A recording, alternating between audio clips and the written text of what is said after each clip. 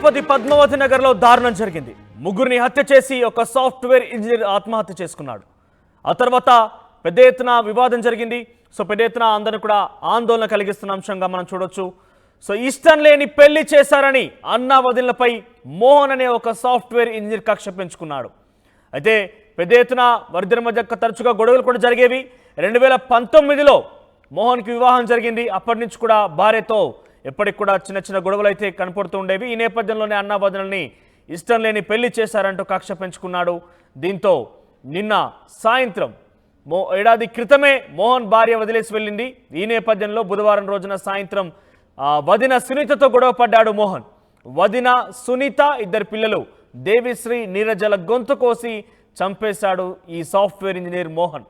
ఆ తర్వాత ఆయన కూడా బెడ్రూమ్లోకి వెళ్ళి ఆత్మహత్య చేసుకున్నాడు.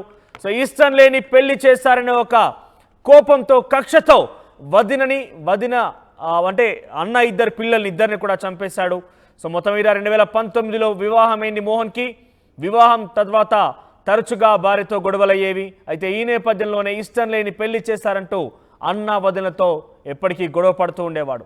ఈ నేపథ్యంలోనే నిన్న సాయంత్రం మోహన్కి మరింతగా కోపం ఎక్కువైపోయింది. మరింతగా ఆయన ఆవేదన ఎక్కువైపోయింది. ఎందుకంటే ఏడాది క్రితమే తన భార్య తనని వదిలేసి వెళ్ళింది. సో ఈ నేపథ్యంలో వదిన సునీతతో గొడవ పడ్డాడు మోహన్. ఆ తర్వాత సునీతను చంపేసి ఆ తర్వాత తన సునీత ఇద్దరు పిల్లల్ని కూడా గొంతు కోసి చంపేసి మోహన్ తను కూడా ఆత్మహత్య చేసుకున్నాడు. మీరు చూస్తున్న ఆర్టీ స్క్రీన్ పైన ఆ కనిపించిన ఫోటోలు ఉన్న వ్యక్తే మోహన్. తిరుపతి పద్మావతి నగర్లో జరిగింది ఈ ఘటన. 2019లో మోహన్కి అన్నా వదినలు పెళ్లి చేశారు. అయితే ఇష్టం లేని పెళ్లి చేశారని అప్పటి నుంచి కూడా కక్ష పెంచుకుంటూ ఉన్నాడు. భార్యతో కొంత సఖ్యతగా ఉండేవాడు కూడా కాదు. భార్యతో తరచుగా గొడవలు కూడా జరుగుతుండేవి. ఏడాది క్రితమే భార్య తనని వదిలేసి వెళ్ళింది. దీంతో మరింతగా కోపం పెంచుకున్నాడు మోహన్. ఇక వదిన సునీత ఇద్దరి పిల్లలిన సాయంత్రం ఆయన గొంతు కోసి చంపేశాడు. బుధవారం జరిగింది ఈ ఘటన. దీనికి సంబంధించి మరింత సమాచార ప్రతినిధి లోకేష్ అందిస్తారు. Lokesh, over to you. Tirupati నగరంలో దారుణమైనటువంటి ఘటన చోటు చేసుకునింది. ముగ్గురిని హత్య గావించి తాను కూడా ఆత్మహత్య చేసుకున్నటువంటి ఘటన పద్మావతి విశ్వవిద్యాలయం ఆపోజిట్లో ఉన్నటువంటి పద్మావతి నగర్లో జరిగింది. అయితే ముగ్గురు ఏదైతే హత్య గావించినటువంటి వ్యక్తి తాను కూడా ఆత్మహత్య చేసుకున్నటువంటి ఘటన ప్రదేశంలోనే నేను ఉన్నాను. ఏదైతే పద్మావతి నగర్లో ఉండేటువంటి ఓ కాలనీలో ఇంటి వద్దకి నేను వెళ్తున్నాను. అసలు ఈ సిచ్యువేషన్కి సంబంధించి వివరాలు చెప్పాలనుకుంటే ఖచ్చితంగా ఆ ముగ్గురు హత్య గావించినటువంటి ఏదైతే వ్యక్తులు ఉన్నారో వాళ్ళు కూడా హత్య చేసినటువంటి వ్యక్తికి సంబంధించినటువంటి స్వయాన వదిన, అదేవిధంగా ఇద్దరు పిల్లలు కూడా అన్నకు సంబంధించినటువంటి పిల్లలుగా కూడా చెప్పాలి. ఎందుకంటే ఒక చిన్నాన్నే ఇద్దరు సంబంధించి అంటే ఇద్దరు పిల్లల్ని కూడా హతమార్చి అదేవిధంగా వదిన్ను కూడా హతమార్చి తాను కూడా ఉరివేసుకొని ఆత్మహత్య చేసుకున్నటువంటి ఘటన ఇవాళ తిరుపతి నగరంలో సెన్సేషనల్ సృష్టిస్తుందనే మనం చెప్పాలి. 2019వ సంవత్సరంలో తనకి ఇష్టం లేని వివాహం చేశారని చెప్పి కూడా అన్నా వదిలిపైన కక్ష పెంచుకున్నటువంటి మోహన్ అనేటువంటి సాఫ్ట్వేర్ ఉద్యోగి తాను తన అన్న దాస్ అనేటువంటి వ్యక్తి అదేవిధంగా వదినలపైన కక్ష సాధింపుతో రగిలిపోయాడు. 2020 సంవత్సరంలో తన భార్యతో తనకి విడాకులు కూడా రావడం, తన భార్య తనని వదిలి వెళ్ళిపోవడంతో కూడా ఒక్కసారిగా కూడా ఆవేదనకు లోనయ్యాడు. అప్పటి నుంచి కూడా తన కక్షను అదే రీతిలో కూడా కొనసాగిస్తూ వచ్చినటువంటి ఈ మోహన్ అనేటువంటి వ్యక్తి ఎన్ని రోజుల పాటు ఓపిక పడుతూ వచ్చినటువంటి పరిస్థితుల్లో ఒకసారిగా ఇవాళ సాయంత్రము 4:30 గంటల ప్రాంతంలో తిరుపతికి సంబంధించినటువంటి పద్మావతి నగర్లో ఉన్నటువంటి తన సొంత సోదరుడైనటువంటి దాసు ఇంటికి రావడం జరిగింది. ఆ సమయంలో దాసు ఇంట్లో లేకపోవడం, వదినతో సాయంత్రం 4:30 గంటల ప్రాంతంలో జరిగినటువంటి వాగ్వివాదం కాస్త ముదురుతూ వెళ్ళింది. అయితే ఈ వాగ్వివాదం కాస్త ఇంకా కంటిన్యూ అవుతూ కూడా వదిన గొంతుపైనే కాకుండా కూడా వీపు పైన కూడా అంటే అతి క్రూరంగా ఇటు వదిన అంటే తల్లితో సమానం అని అందరూ చెప్తూ ఉంటారు. వదిన పిల్లలు తన పిల్లలతో సమానం. అదేవిధంగా అన్న పిల్లలు అంటే కూడా వేరే రకంగా కూడా చూడాల్సిన అవసరం లేదు.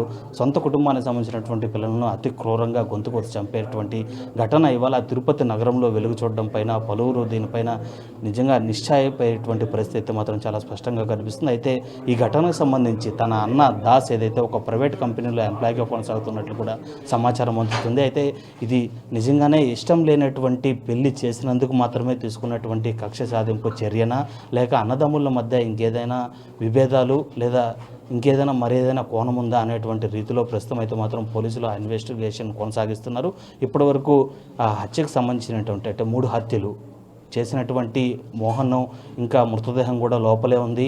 తన అన్నింట్లోకి చొరబడిన తర్వాత వదిన సునీతపై దాడి చేశాడు. అదేవిధంగా 2 పిల్లల్ని కూడా గొంతు కోసి అతి దారుణంగా హతమార్చిన తర్వాత తాను ఒక గదిలోకి వెళ్ళి ఉరివేసుకొని ఆత్మహత్య చేసుకున్నటువంటి ఘటన. ఈ 3+1 అంటే 3 మర్డర్ ప్లస్ ఒక ఆత్మహత్యకు సంబంధించినటువంటి ఘటనని పోలీసులు ఏ విధంగా ఛేదిస్తారు?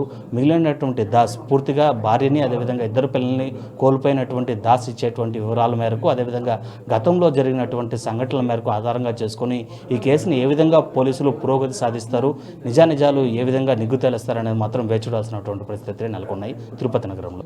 తిరుపతి పద్మావతి యూనివర్సిటీ ఆపోజిట్లో పద్మావతి నగర్లో జరిగినటువంటి 3 హత్యలు ప్లస్ ఒక ఆత్మహత్య ఘటనకు సంబంధించి పూర్తి వివరాలు, అసలు ఎందుకు ఈ పరిస్థితి దాపరించిందని చెప్పి మనతో మాట్లాడడానికి కూడా అడిషనల్ ఎస్పీ గారు ఉన్నారు. తిరుపతి సార్ ఏం జరిగింది అసలు? ఈ 3 హత్యలు ఏంటి? అసలు తాను కూడా ఆత్మహత్య చేసుకోవడం ఏంటి? అంటే పోలీసులకు సమాచారం అందిన తర్వాత వరకు కూడా తాను ఊపిరితో ఉన్నాడు అనేటువంటి ఒక పరిస్థితి ఉంది. లోపలికి పోలీసులు వస్తున్నారనేటువంటి క్రమంలోనే తాను ఆత్మహత్యకు పాల్పడినటువంటి ఒక రూమర్ కూడా రన్ అవుతుంది. అసలు ఏం జరిగింది సార్? యాక్చువల్గా కనుక ఉదయం ఈయన వచ్చేసి తులసిదాస్ అనే అతను వచ్చేసి నెల్లూరు జిల్లా సైదాపురం మండలము, ఇక దాదాపు 10 సంవత్సరాలు ఇక్కడే జీవనం సాగిస్తున్నాడు. ఈయన ఏం జరిగిందంటే కనుక ఈరోజు ఉదయం టయోటా కారు కొనుక్కున్న తర్వాత పిల్లలు స్కూల్ నుంచి వస్తేనే పిల్లలను ఒకసారి రౌండ్గా తిప్పి ఇంటి దగ్గర డ్రాప్ చేసి వెళ్ళిపోయినారు. వెళ్ళిపోయిన తర్వాత కొద్దిసేపటికి వాళ్ళ తమ్ముడు ఇంట్లోకి వచ్చినట్లు ఉంది మన ఫుటేజ్. ఇంట్లోకి వచ్చిన తర్వాత అతను వాళ్ళ మీద దాడి చేసి వారిని చంపి అతను సూసైడ్ చేసుకున్నారు. అది ఎందుకు చేసుకున్నారు అనే వాటికి సంబంధించి మనకు ఇంకా ఇన్వెస్టిగేషన్లో తెలుస్తుంది. తర్వాత మనం ఫైనలైజ్ చేసి చెప్తాం.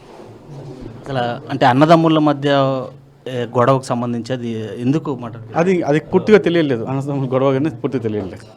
అంటే 2 పిల్లలను కూడా హత్య చేయడం అనేది ఎలాంటి దారుణమైనటువంటి ఘటన? అమానుషమే. అదే ఎందుకు చంపాడు, ఎలా జరిగింది అనేది పూర్తిగా వెరిఫై చేసి మీకు చెప్తాను. తాను ఆత్మహత్య చేసుకున్నాడు అంటే పోలీసులు వచ్చిన తర్వాత తను ఆత్మహత్య చేసుకున్నాడు. అది ఇంకా ఫైనలైజ్ చేయాలి. ఇంకా ముందే చేరినట్లుంది, ఒకసారి వెరిఫై చేసి చెప్పేసి. సో అది మొత్తం మీద హత్య ఘటనకు సంబంధించి ఇటు అడిషనల్ ఎస్పీ కులశేఖర్ గారు కూడా ఆర్టీవీతో మాట్లాడడం జరిగింది. ఈ ఘటనకు సంబంధించి ఇంకా విచారణ అయితే చేపడుతూ ఉన్నాము. అయితే విచారణకు సంబంధించి ఇప్పటి వరకు కూడా సాక్ష్యాధారాలన్నింటినీ కూడా ఫారెన్సిక్ రిపోర్ట్ ఫారెన్సిక్ టీం అయితే మాత్రము దాన్ని రికవరీ చేసేటువంటి పనిలో ఉంది. పూర్తి వివరాలన్నీ కూడా విచారణ అనంతరమే కూడా బయటకు చెప్పేటువంటి పరిస్థితి ఉంటుందని కూడా ప్రస్తుతం ఆయన చెప్తున్నటువంటి పరిస్థితి చాలా స్పష్టంగా కనిపిస్తుంది. Vote studio.